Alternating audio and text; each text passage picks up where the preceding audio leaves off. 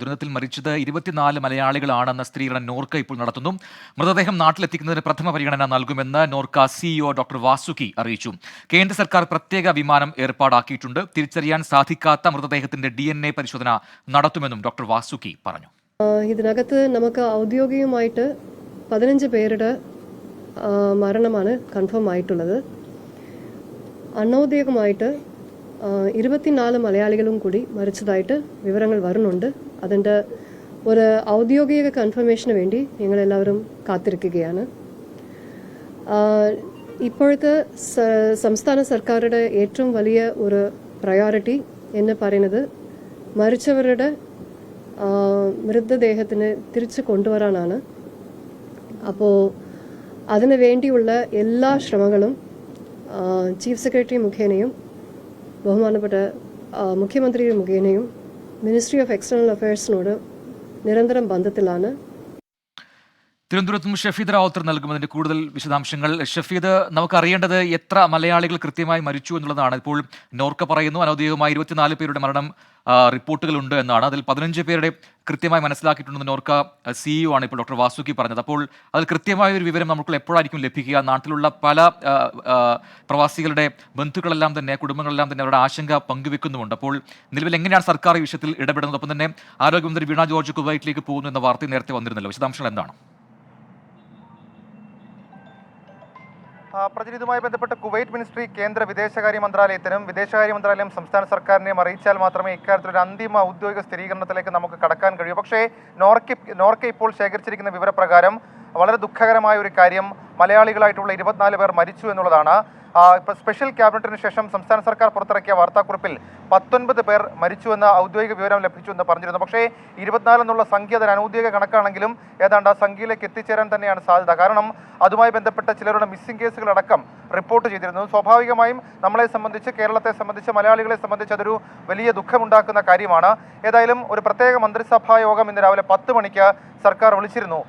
അതിൽ ഈ 2 പ്രധാനപ്പെട്ട കാര്യങ്ങളിൽ തീരുമാനമെടുത്തു. അതിലൊന്നെന്ന് പറയുന്നത് ഈ ആരോഗ്യമന്ത്രി വീണ ജോർജ് കുവൈറ്റിലേക്ക് തിരിക്കാൻ തീരുമാനിച്ചു. ഇന്ന് വൈകിട്ട് നെടുമ്പാശ്ശേരിയിൽ നിന്നായിരിക്കും ആരോഗ്യമന്ത്രി പോവുക. ആരോഗ്യമന്ത്രിയോടൊപ്പം ജീവൻ ബാബു IAS ആരോഗ്യമന്ത്രിയെ അനുഗമിക്കും. ഇവർ രണ്ടുപേരും പ്രധാനമായും ഇപ്പോൾ പരിക്കേറ്റ് ചികിത്സയിൽ കഴിയുന്ന അവിടുത്തെ ആളുകളെ സംബന്ധിച്ച് അവർക്ക് മറ്റ് തുടർ ചികിത്സകൾ വേണോ, മറ്റെന്തെങ്കിലും സൗകര്യങ്ങൾ വേണോ, അവരുടെ കാഷ്വാലിറ്റിയുടെ റേറ്റ് എങ്ങനെയെന്നടക്കമുള്ള കാര്യങ്ങൾ കൃത്യമായി ഉറപ്പാക്കുക.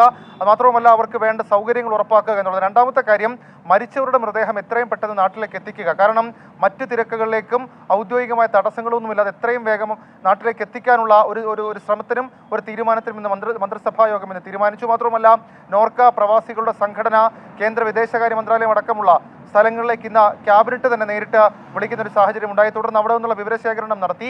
ഏതായാലും നിലവിൽ ഇപ്പോൾ നമുക്ക് വരുന്ന കണക്കുകൾ ഇങ്ങനെയാണെങ്കിൽ കൂടി ഇതുമായി ബന്ധപ്പെട്ട എല്ലാവിധത്തിലുള്ള സൗകര്യങ്ങളും അവിടെ ക്രമീകരിച്ചിട്ടുണ്ട് എന്നുള്ളതാണ് സംസ്ഥാന സർക്കാർ ഔദ്യോഗികമായി അറിയിക്കുന്ന വിവരം. മാത്രവുമല്ല മരിച്ചവരുടെയും പരിക്കേറ്റവരുടെയും കുടുംബാംഗങ്ങൾക്കുള്ള സഹായവും ഇന്ന് സർക്കാർ പ്രഖ്യാപിച്ചിരുന്നു. 5 ലക്ഷം രൂപ മരിച്ചവർക്കും 1 ലക്ഷം രൂപ പരിക്കേറ്റവർക്കും നൽകും എന്നുള്ളതാണ്. മരിച്ചവരുടെ കുടുംബത്തിനും അതേപോലെ തന്നെ പരിക്കേറ്റവർക്കും നൽകുമെന്നുള്ളതാണ് സംസ്ഥാന സർക്കാർ ഇപ്പോൾ എടുത്തിരുന്ന തീരുമാനം. അതേസമയം വ്യവസായികളായിട്ടുള്ള യൂസുഫ് അലി, രവിപിള്ള പോലെയുള്ള ആളുകൾ അവരും സംസ്ഥാന സർക്കാരിനോട് ഈ മരിച്ചവർക്കുള്ള സഹായം നൽകാൻ തയ്യാറാണ് എന്ന് പറഞ്ഞെത്തിയിട്ടുണ്ട്. അതിൽ യൂസുഫ് അലി 5 ലക്ഷം രൂപയും രവിപിള്ള 2 ലക്ഷം രൂപയും മരിച്ചവരുടെ കുടുംബാംഗങ്ങൾക്ക് സഹായമായി നൽകും എന്നുള്ളൊരു കാര്യം കൂടി സർക്കാരിനെ അറിയിച്ചിട്ടുണ്ട്. ഏതായാലും സർക്കാർ സംവിധാനങ്ങൾ ഇതുമായി ബന്ധപ്പെട്ട് നടത്തേണ്ട എല്ലാ കാര്യങ്ങളും ചെയ്യുന്നു എന്നുള്ളതാണ് സംസ്ഥാന സർക്കാർ പറയുന്നത്. ആരോഗ്യമന്ത്രിയും ജീവൻ ബാബു IAS കുവൈത്തിലെത്തിയ ശേഷം മറ്റു കാര്യങ്ങളിൽ അന്തിമ തീരുമാനം എടുക്കുകയും ചെയ്യും. പ്രജിൻ.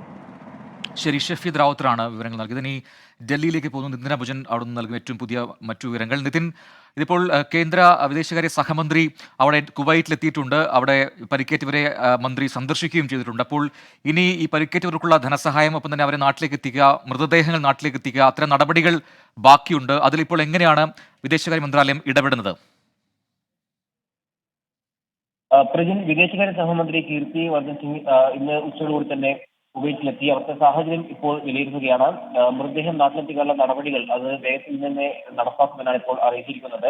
നമുക്കറിയാം, തിരിച്ചറിയാൻ പറ്റാത്ത പല മൃതദേഹങ്ങളുമുണ്ട്. DNA പരിശോധന അടക്കം നടത്തിയതിനു ശേഷം മാത്രമേ മൃതദേഹം നാട്ടിലെത്തിക്കാനുള്ള നടപടികൾ സ്വീകരിക്കുകയുള്ളൂ. ഏതായാലും അതിൽ കാലതാമസം ഉണ്ടാകില്ല എന്നാണ് അല്പസമയം മുമ്പ് തന്നെ ജോർജ് കുര്യൻ, കേരള കേന്ദ്ര സഹമന്ത്രി ജോർജ് കുര്യൻ ഇപ്പോൾ വ്യക്തമാക്കിയത്. മൃതദേഹം ഒരുമിച്ച് കൊണ്ടുവരുന്നതടക്കമുള്ള നടപടികൾ വൈകാതെ സ്വീകരിക്കും. അതടക്കമുള്ള കാര്യങ്ങൾ കേന്ദ്ര വിദേശകാര്യ സഹമന്ത്രി കുവൈറ്റിലിരുന്നുകൊണ്ട് തന്നെ അവർക്ക് കാര്യങ്ങളെല്ലാം വിലയിരുത്തി അതിന്റെ നടപടി എന്നാണ് വ്യക്തമാക്കിയിരിക്കുന്നത്. കേന്ദ്രം ശരി, നിതിൻ അംബുജനാണ് ഡൽഹിയിൽ നിന്ന് വിശദാംശങ്ങൾ നൽകിയത്. കേന്ദ്ര വിദേശകാര്യ മന്ത്രാലയം വിഷയത്തിൽ കൃത്യമായി ഇടപെടുന്നുണ്ട്. എത്രയും പെട്ടെന്ന് മൃതദേഹങ്ങൾ നാട്ടിലെത്തിക്കാനുള്ള നടപടികൾ സ്വീകരിക്കുമെന്നാണ് ഇപ്പോൾ ലഭിക്കുന്ന അറിയിപ്പ്.